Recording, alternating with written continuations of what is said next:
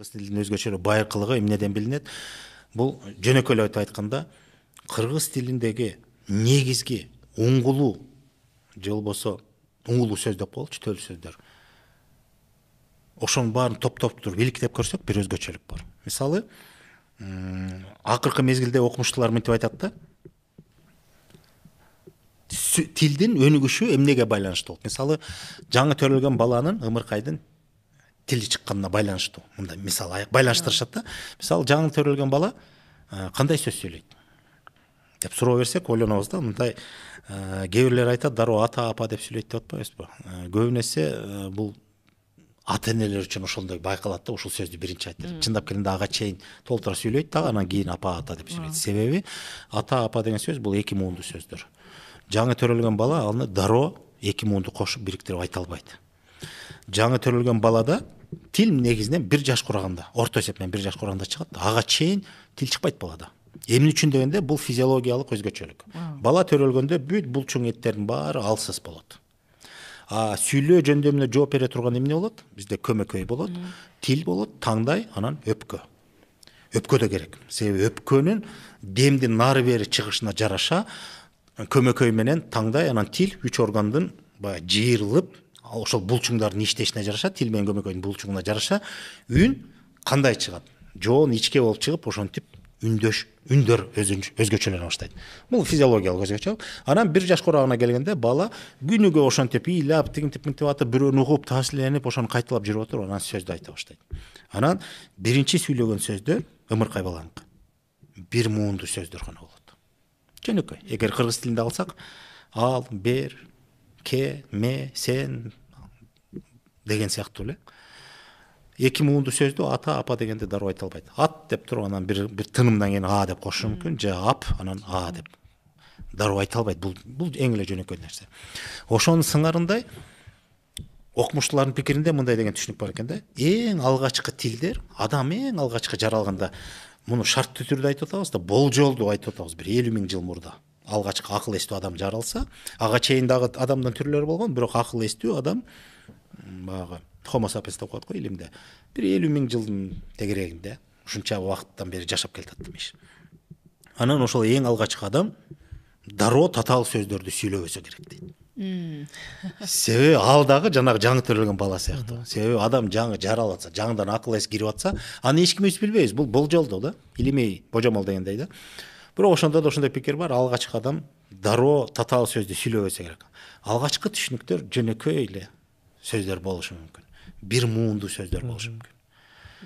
Өзү мисалы ушуга далил мындай нерсе бар да илимде. Эң алгачкы жазуу деп шарттуу түрдө бизге белгилүү болгон эң алгачкы жазуу бул Шумер жазуусу деп эсептелет. Жанагы клинопис деп коет орусча, кыргызча эмне дейбиз аны?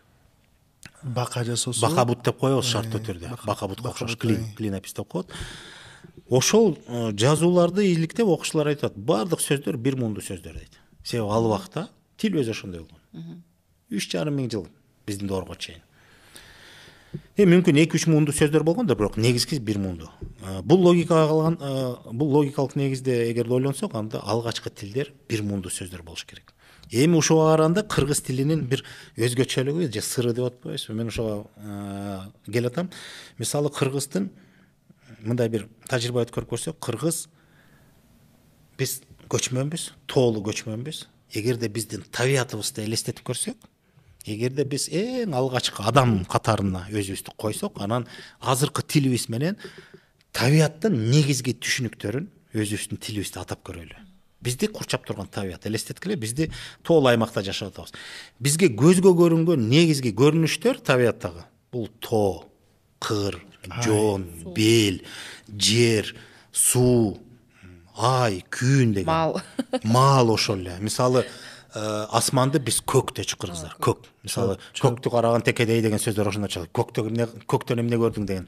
Көк, чөп, гүл, бак, кум деген сыяктуу сөздөр бар. Бул табияттагы жашоого керектүү болгон негизги түшүнүктөр. Жаан, кар дегенге чейин керек болсо. Суук, күн, түн дегенге чейин. Жанагы ошон бар негизги түшүнүктөр бар, бир муунду болот атпайбы?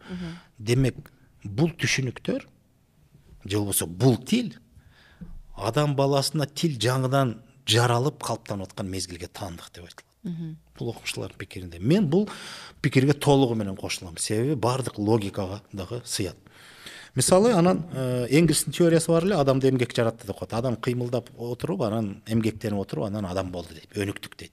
Анан кыймыл аракетти билдирген сөздөрдү этиш дейбиз.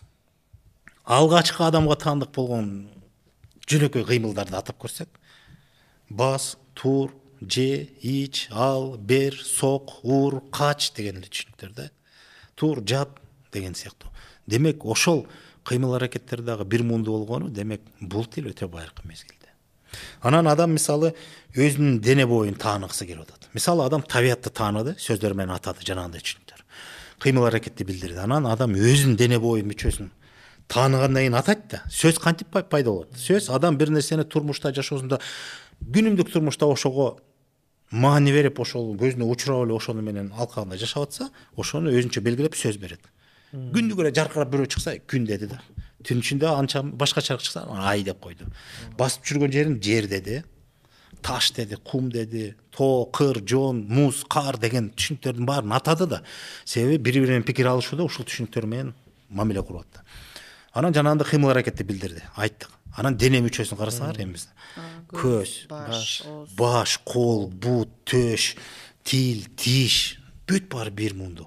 Жада калса мына бир жерин кесип алды, кан деп атат, кан чыкты. Анан дагы кызыктуу нерсе, мен ошондон да ойлонуп атам, адамдын жөн эле материалдык гана дүйнөсүн билбестен көзгө көрүнбөгөн дүйнөлөрдү түшүнгөн. Мисалы, жан деп коебуз. Жанды көрбөйсүң да. Жан деп атпайбызбы? Жан чыкты, жан кирди деп.